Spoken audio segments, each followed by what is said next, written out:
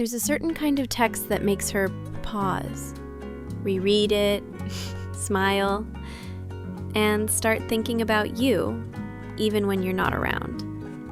And then there's the other kind. The kind that sounds nice, polite, maybe even sweet, but it makes you forgettable. If you've ever sent what you thought was a good message, and then waited for hours, maybe even days, only to get a dry LOL or worse, nothing, this video is for you. Because most guys don't lose a girl in person. They lose her in her text. Texting is where most modern relationships start and end. So if you want to create spark, tension, and emotional pull, you need to understand how women feel texts, not just read them. In this episode, I'll show you what to text to build attraction, what kills interest over text, a quick mindset shift that makes you stand out, and a few examples of what actually works and why. Let's get into the psychology behind texts that stick and how to use your words to leave a mark. There was this guy, I'll call him Zaid. He was smart, charming, kind of artsy. We had a great first date, deep convo, real chemistry. I actually thought, okay, finally someone normal. Then he started texting. And I don't mean anything awful. It was actually the opposite. Too nice, too polished, too curated. Every message read like a line from ChatGPT. Hope your morning is going beautifully. Wishing you a lovely evening full of peace. Just thought I'd check in, no pressure, of course. It was sweet, but after a few days, I found myself bored. Not because he was bad, but because his text had no energy, no edge, no tension. I didn't want a daily weather report. I wanted something that made me feel something. Here's something most guys never get.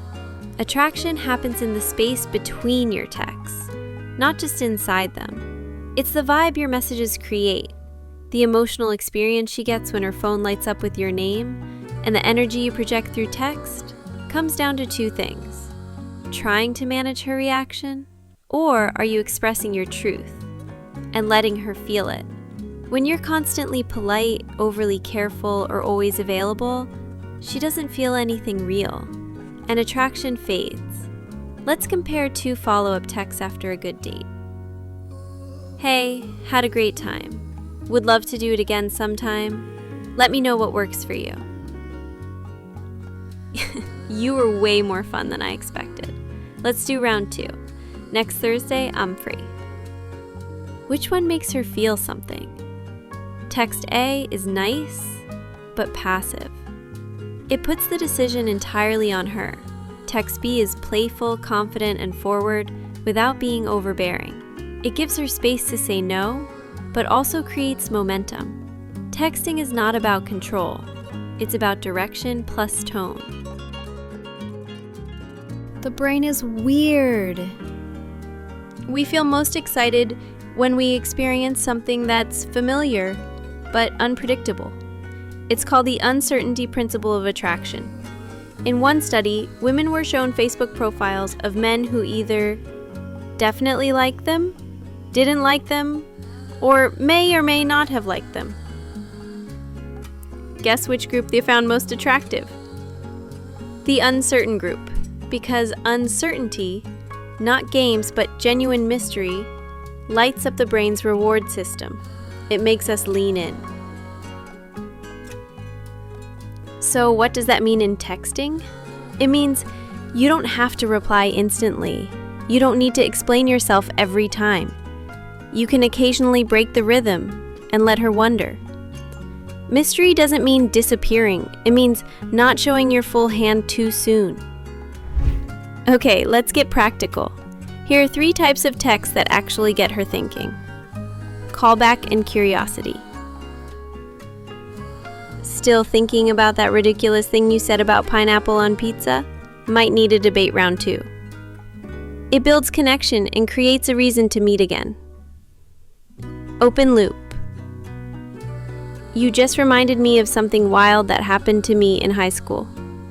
Then wait before finishing the story. This taps into the Zeigarnik effect. Our brains hate incomplete loops. she'll want to know more. Playful challenge. Trying to decide if you're actually fun or if you were just showing off last time. It's flirty, teasing, and positions you as confident without being a jerk. Texting mistakes that kill attraction. Now, some red flags I've seen way too many times. Good morning, beautiful. Every single day. Unless you're already dating, this becomes predictable and needy fast. Why aren't you replying? Immediate interest killer. Don't chase, stay grounded. Overthinking tone and emojis. If you reread your message 10 times before sending it, she'll feel that insecurity through the screen. Filling the silence with filler. If there's nothing to say, don't say anything. Boredom, babble. Sometimes the most powerful message is the absence of one. Not as a punishment, but as a reminder. I enjoy talking to you, but I also enjoy my life. When your world keeps moving, she notices. When you're not always the one initiating, she starts to wonder. And that wonder is where attraction grows. Quick texting rules to live by. Let's boil it all down. Stop texting to get a reaction. Text to express truth. Play with space. Don't fear it. Be unpredictable in a real human way. Let silence work in your favor. And never try to be perfect over text. Be you, but with direction.